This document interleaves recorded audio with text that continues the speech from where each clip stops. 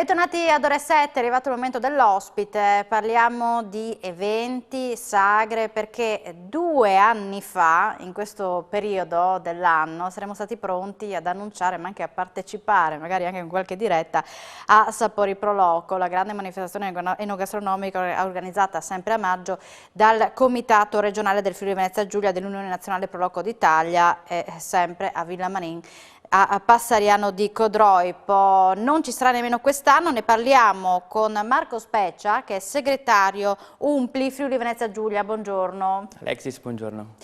Proprio così, 2 anni senza Sapori Pro Loco e con un ridimensionamento totale di tutti i vari eventi organizzati dalle Pro Loco.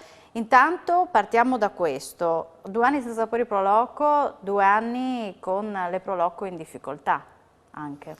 Ma sicuramente sì, soprattutto mi verrebbe da dire, insomma, da 1 anno e mezzo a questa parte, dal Carnevale del 2020, dove un po' di eventi si sono fatti e un po' no, e poi siamo, insomma, rientrati in un periodo totalmente inedito, tristemente inedito, al quale non eravamo abituati.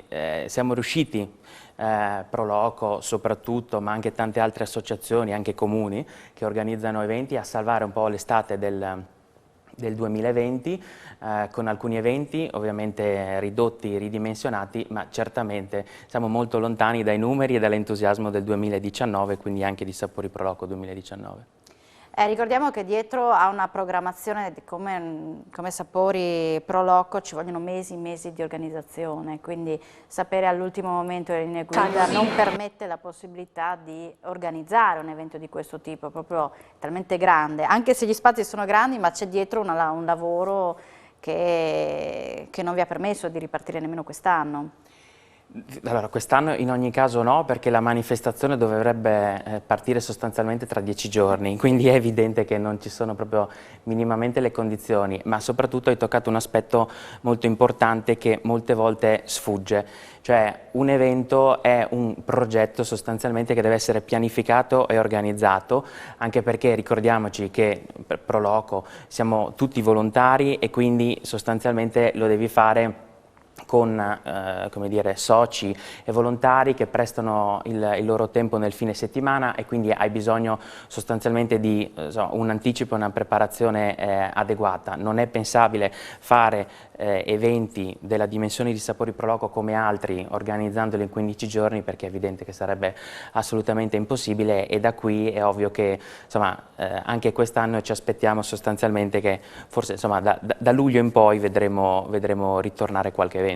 Qualcosa a muoversi. Intanto vediamo delle immagini di repertorio che speriamo di rivedere sia di Sapori Pro Loco, ma sia rivedere la gente senza mascherina alle sagre, alle fiere, insomma alle sagre tradizionali della nostra regione. Mancano ancora le linee guida per le sagre e fiere tradizionali. Siete in attesa di integrazioni in questa settimana, perché appunto la conferenza delle regioni si riunirà nuovamente per capire quelle che potrebbero essere le integrazioni. C'è in ballo anche la questione del coprifuoco per le fiere, le sagre, che dovrebbero ripartire quindi da luglio, perché non è ancora ufficiale, ma dovrebbe ripartire dal 1° luglio? Allora sì, stando ad anticipazioni giornalistiche si dovrebbe ripartire col 1° di luglio, in quanto eventi e manifestazioni temporanee, come dire, andavano di pari passo con tutte le altre insomma, fiere, congressi, quelle tipologie di eventi che ripartono dal 1° luglio. Nel decreto della scorsa settimana non si fa menzione ancora di questa cosa qua, però siamo ormai reduci dell'esperienza dell'anno scorso, dove all'inizio ovviamente si è andato a disciplinare tutta una serie di categorie economiche, mi verrebbe da dire quasi prioritarie, soprattutto per la stagione estiva che abbiamo davanti, e poi mano a mano sono state integrate queste linee guida anche con quello che attiene alle sagre e fiere tradizionali.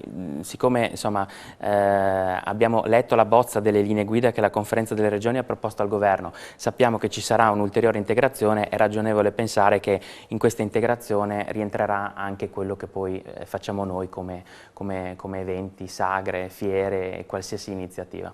Perché la scorsa estate, come si diceva appunto, diverse Pro Loco, non tutte, Anzi, se dovessimo stilare una percentuale, quanti sono le pro loco che sono riuscite a organizzare un evento rispetto a quelle no? Cioè, diciamo che più che altro quelle che hanno la maggior parte dei volontari che riescono a gestire un evento, cioè sappiamo che per esempio il Festival di Maiano è stato fatto la scorsa estate, ridimensionato con concerti, con la capienza da 1000 sì, per 1000 all'esterno, ma insomma le altre pro loco non sono riuscite a organizzare i loro eventi, insomma Allora, è stato difficile. No, è stato molto difficile, cioè sia un aspetto, mi verrebbe da dire, quantitativo sia un aspetto qualitativo. Allora, dal punto di vista quantitativo abbiamo stimato che più o meno, insomma, ci siamo persi per strada il 75% degli eventi, ma ovviamente 70%? perché sì, ma perché ovviamente ragioniamo poi su 12 mesi, quindi sì, se prendiamo solo gli eventi estivi è ovvio che questa, insomma, percentuale si riduce. Il punto però qual è? È che sono soprattutto mancati i grandi eventi, cioè quelli soprattutto fortemente ricorrenti che identificano molto ad esempio un paese o una località. Ciò che si è riuscito a fare, quindi che numericamente conta, però a livello di ovviamente coinvolgimento e tutt'altra cosa, sono piccole iniziative organizzate con poco preavviso, ma soprattutto che richiamano una quantità di pubblico predefinita e gestibile, perché il problema è questa, cioè come dire, le sagre vivono di assembramenti ed è anche un po' il bello delle sagre, diciamocelo, perché insomma chi fa il volontario pro loco e sta dietro un chiosco sta benissimo, che se non vede assembramenti è abbastanza triste perché dice peccato c'è poca gente, quindi insomma è inevitabile, è stato. Quindi insomma sì, si sono organizzate, si è dato soprattutto spazio, è stata una cosa molto bella, tutta la parte, come dire, uno di cinema all'aperto, fatto dalle pro loco, dalle associazioni, dai comuni, e molto anche tutte iniziative naturalistiche, quindi soprattutto passeggiate guidate in tutte le nostre colline, valli del Natisone, valli del Torre, in Carnia, ecco, quello è stato sicuramente molto spinto, ma anche perché c'è stato un ritorno ed era semplice gestire i visitatori in quel modo. Quali sono, sempre con il condizionale che è d'obbligo, quelle che potrebbero essere le sagre che partiranno? Rispetto a quanto abbiamo visto l'anno scorso, il Festival di Maiano si è tenuto, sempre una versione insomma ridotta rispetto agli altri anni, Friuli Doc a Udine, la sagra del Fico Fleibano, Festa delle Erbe a Forni di Sopra, il motoraduno, ottobre tra Castagna e Natura, Valle di Sofumbergo, a Pordenone, rievocazione storica, notte romantica, concerti di opera, cinema all'aperto come abbiamo detto, quelli facilmente, coprifuoco permettendo, si faranno. Provincia di Gorizia, Contea di Gorizia in sostituzione di Gusti di Frontiera, perché Gusti di Frontiera sappiamo che non si è tenuto, non si farà, e nemmeno Aria di Festa a San Daniele del Friuli, quindi diciamo che questi sono magari quelli più sentiti, dove appunto la gente non vede l'ora di andare per mangiare il prosciutto, sono quelli che hanno più richiamo, diciamo.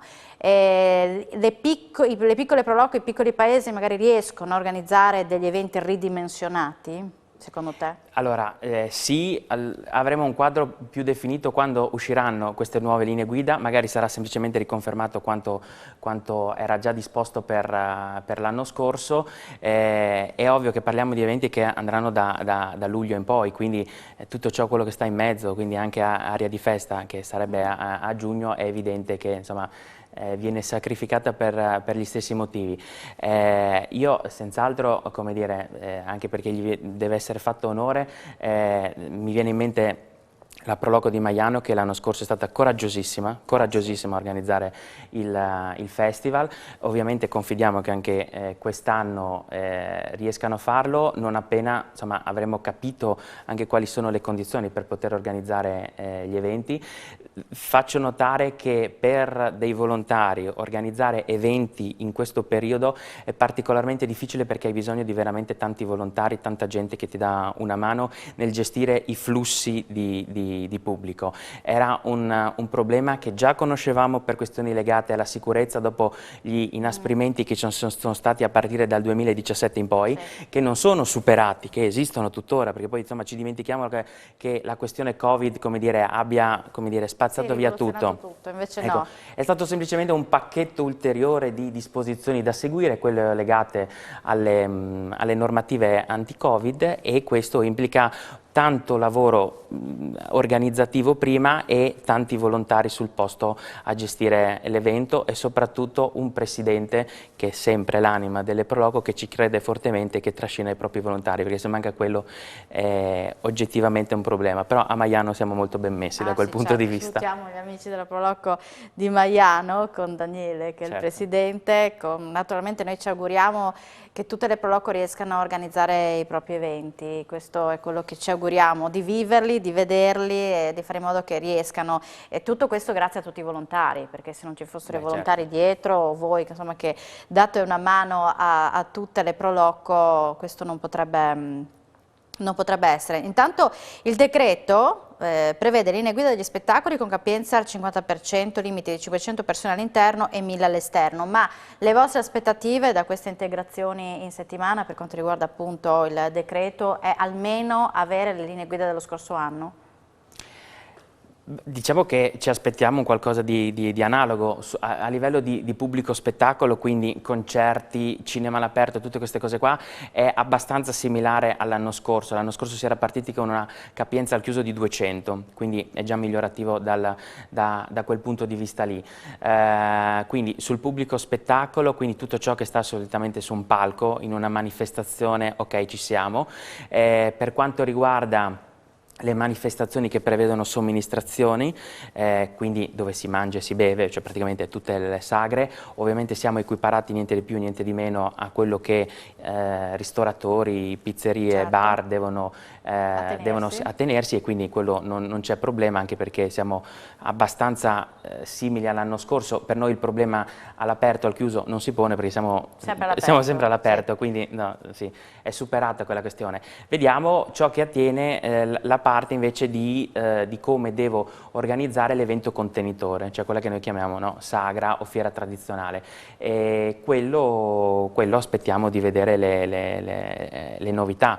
È ovvio che un grosso problema che c'è stato l'anno scorso è nel momento in cui dovevi delimitare tutte le aree e avere una certezza sul numero dell'affluenza. Ecco, lì è evidente che è una questione molto complessa, l'abbiamo vista anche a Udine quanto è stato difficile per il comune organizzare Fluidocco con quelle disposizioni lì. Capite bene se è difficile per un comune, pensate voi per un'associazione di volontariato quale una Pro Loco, che lo è ancora più, insomma, consistente questa difficoltà. Allora, a questo punto chiudiamo così, speriamo di vederci il prossimo anno in questo periodo a Sapori Pro Loco. No, questo è sicuro, perché insomma l'ottimismo deve regnare. Ci vediamo sul prato di Villa Marin a bere qualcosa insieme e a festeggiare un bellissimo limitato assembramento. Assolutamente. Io ringrazio Marco Speccia, segretario dell'Umpri Friuli Venezia Giulia, saluta anche il presidente Walter Pezzarini, che sicuramente ci verrà a trovare prossimamente quando appunto avremo più chiarezza anche su quelle che sono le linee guida per le sagre e fiere tradizionali. Grazie a Marco.